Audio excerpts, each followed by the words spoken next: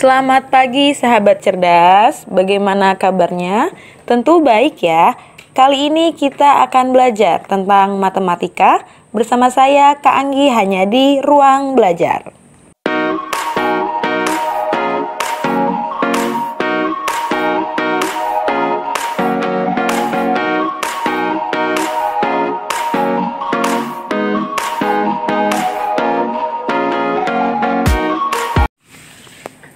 Pada pembelajaran kali ini, kita akan belajar tentang kesebangunan. Ayo adik-adik cerdas, kita ingat kembali. Apa saja ya syarat dari kesebangunan dan syarat dari kekongruenan? Coba adik-adik perhatikan pernyataan-pernyataan berikut. Nah, sudah. Ternyata syarat kesebangunan ada dua. Yang pertama yaitu sudut-sudut yang bersesuaian memiliki besar yang sama. Yang kedua, sisi-sisi yang bersesuaian memiliki perbandingan panjang yang sama. Nah, jadi diingat ya adik-adik, untuk kesebangunan ada dua syarat. Kalau sudutnya sama besar, dan yang kedua, kalau sisi yang bersesuaian memiliki perbandingan panjang yang sama. Sedangkan untuk syarat kekongruenan juga ada dua, yaitu satu, sisi-sisi yang bersesuaian memiliki panjang yang sama, dan dua, sudut-sudut yang bersesuaian memiliki besar yang sama. Nah, perhatikan kalau untuk kesebangunan dan kekongruenan, sudut-sudutnya sama besar, berarti di sini sama. Namun untuk sisi-sisinya, yang kesebangunan itu perbandingannya harus sama. Sedangkan untuk kekongruenan, panjangnya harus sama. Jadi seperti itu ya, ada perbedaan di antara kedua hal tersebut. Lanjut. Ini adalah contoh kesebangunan. Ada foto dari siapa ini? Aktor startup ya. Ternyata dua foto ini sebangun. Kenapa sebangun? Perhatikan lagi syarat kesebangunan. Sudut-sudut yang bersesuaian sama besar. Karena ini 90 derajat, 90 semua kan sudutnya ya. Jadi dia memang sama besar. Kemudian sisi-sisi yang bersesuaian sebanding. Nah, untuk yang hal kedua ini, kita harus memberikan nama dari setiap foto ini. Misalkan di sini A, lanjut B, C, D, lalu mulai dari sini E, F, G, dan H. Kemudian, sisi-sisi yang bersesuaian. Kita harus mengetahui dulu mana saja sisi-sisi yang bersesuaian. Coba ya, pertama AD. AD ada di sisi sebelah kiri, berarti bersesuaian dengan sisi di sebelah kiri juga, yaitu EH. AD per EH sama dengan AB. AB di atas, otomatis sebanding dengan yang di atas. AB per EF sama dengan BC kanan per FG sama dengan CD yang di bawah per GH. Setelah itu, sekarang kita masukkan angka-angkanya. AD-nya 6 karena sejajar ya dengan BC per EH. EH di sini 3 sejajar dengan FG. Kemudian AB juga 4 per 2, 6 per 3, 4 per 2. Nah, setelah dapat perbandingan ini, kita sederhanakan menjadi 2 per 1. Kenapa? Coba ya lihat, 6 dibagi 3, 2. 3 dibagi 3 juga 1. Jadi di sini hasilnya 2 per 1. Untuk yang 4 per 2 juga sama-sama dibagi 2. 4 dibagi 2, 2. 2 dibagi 2, 1. Berarti perbandingannya adalah 2 banding 1. Maksudnya untuk bangun yang ABCD yang di atas ya. Ini kan ABCD. Dan yang di bawah ini FGH. Berarti bangun yang ABCD 2 kali lebih besar dari bangun yang EFGH. Artinya foto ini sebangun. Dan sebangun itu memiliki simbol seperti ini, meliuk seperti ini. Foto 4 kali 6 sebangun dengan foto 2 kali 3. Oke, paham? Kita lanjut lagi tentang sisi dan sudut yang bersesuaian. Nah, kali ini ternyata sisi dan sudutnya agak diputar ya adik-adik ya. Coba perhatikan segitiga ini kan sikunya di A sama juga sikunya di E. Dan ternyata segitiga ini saling kesebangunan. Saling sebangun karena simbolnya meliuk ya, bukan kongruen.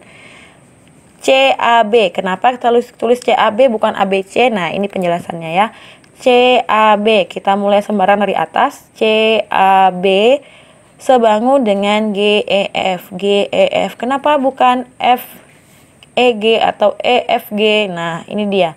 C ini ada di sudut 60, berarti mulai lagi dari sudut yang 60 milik G.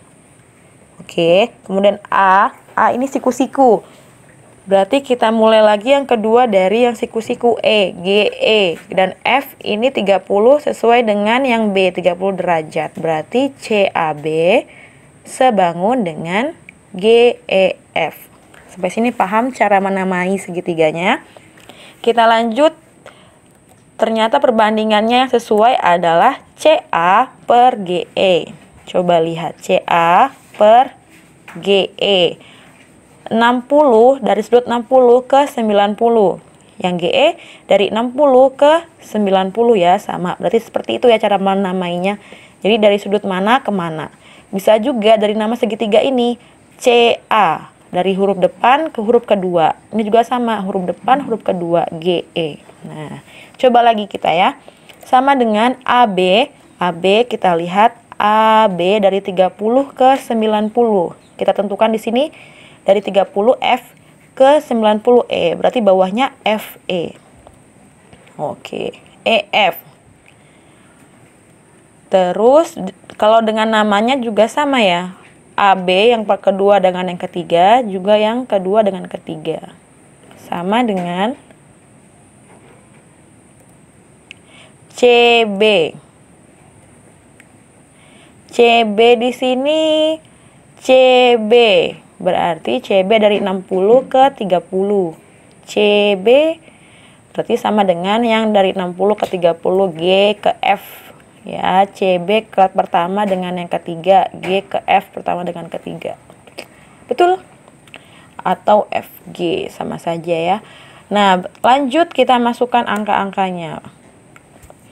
Ternyata dari perbandingan ini, satu kesamaan ini ya, adik-adik dapat mengubah menjadi 3 hal. Yang pertama, untuk yang CA per GE sama dengan AB per EF. Jadi yang pertama dengan yang kedua. Oke. Kemudian CA per GE sama dengan CB per FG.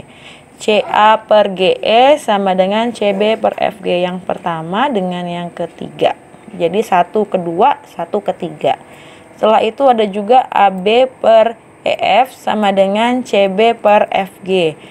Yang kedua, kemudian dengan yang ketiga. Yang kedua dengan yang ketiga. Setelah itu baru kita masukkan angka-angkanya. CA kan 3,5, GE. Nah, masuk seperti ini ya. Kita sesuaikan dengan yang digambar. Setelah itu kita hitung.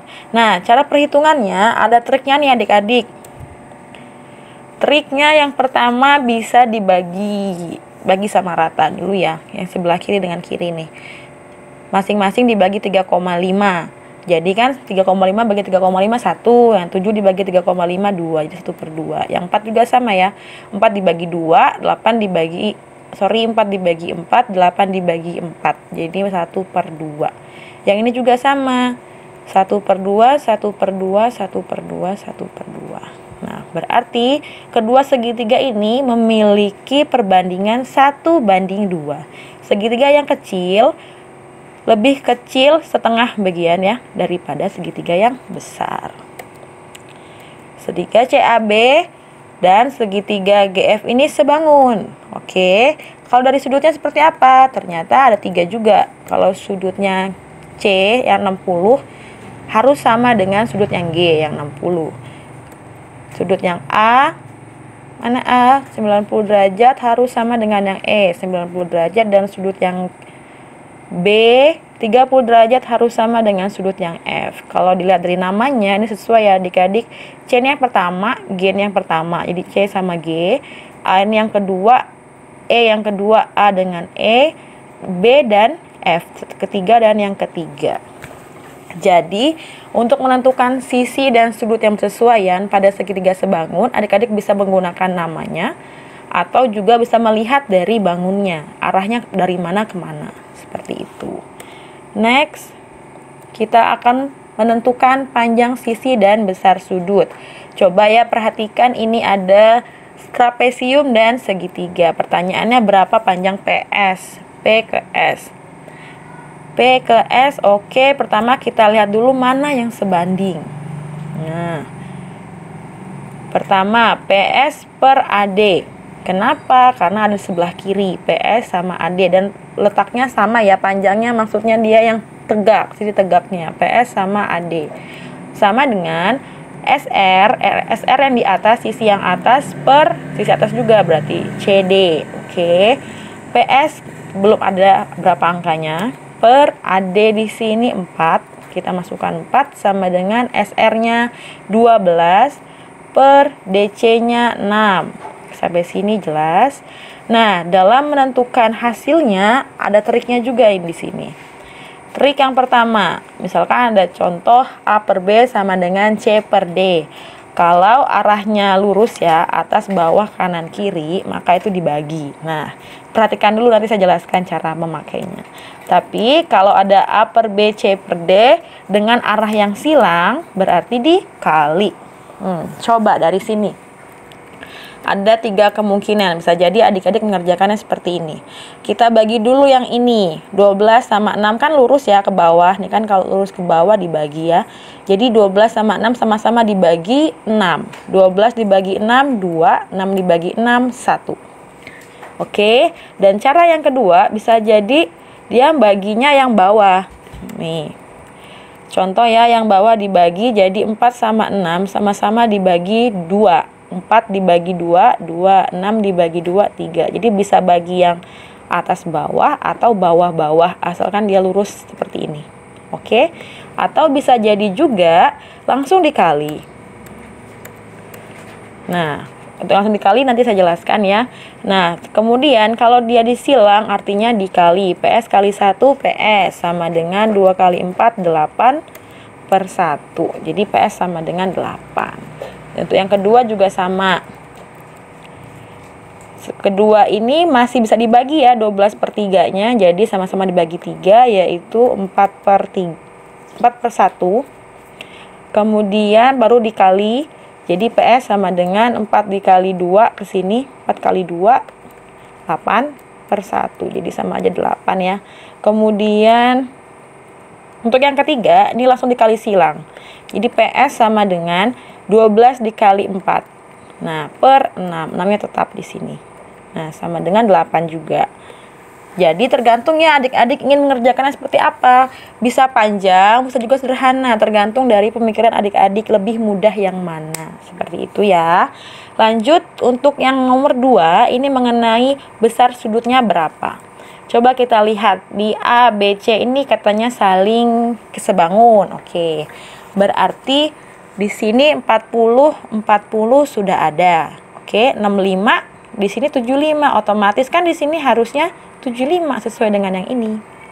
Paham? Kalau yang P 65, kenapa? Karena ada 40, sudah ada 75, sisanya berapa? 65. Di sini 65 sesuai dengan yang C. Next, adik-adik bisa melakukan latihan dengan mengklik link yang sudah ada di deskripsi, yaitu tentang lembar kerja kesebangunan. Yuk kita buka bersama. Nah, berikut adalah lembar kerja dari kesebangunan. Ya, coba adik-adik lihat. Ternyata di sini ada yang pertama menuliskan namanya siapa? Anggi, kelas 9. Kemudian bagian 1, kliklah pernyataan berikut yang menurutmu sesuai. Jadi mana yang sesuai dengan syarat kesebangunan? Apakah yang pertama, kedua, ketiga, keempat? Ya, kemana? Yang mana saja ya, yang tadi sudah saya jelaskan. Oke, yang ketiga, bagian 2, yaitu ada di sini 2 bangun ya. Ada bangun jajar genjang dan segitiga. Manakah sudut dan sisi yang bersesuaian? Nah, bisa yang ini atau ini misalnya. Adik berpikir dulu ya, jangan asal centang seperti saya. Dan bagian yang ketiga, menentukan besar sudutnya. Jadi bisa ketik di sini misalnya 100. Nah, misal sini belum mikir. Kemudian di sini ada berapa PS, misalnya 8 atau berapa. Kemudian kalau sudah semua diisi dari atas sampai bawah, bisa adik-adik klik finish lalu check my answer. Nah, di sini bisa adik scroll ke atas. Dan ternyata jawaban ada langsung nilainya 3/10. Benar 3 dari 10 soal. Oke, bagaimana adik-adik? Bisa ya? Untuk melatih kemampuan adik-adik, ada baiknya adik-adik mengerjakan lembar kerja yang telah kakak sediakan di link deskripsi di bawah video ini. Oke, jangan kemana-mana, sehat selalu, salam sahabat cerdas.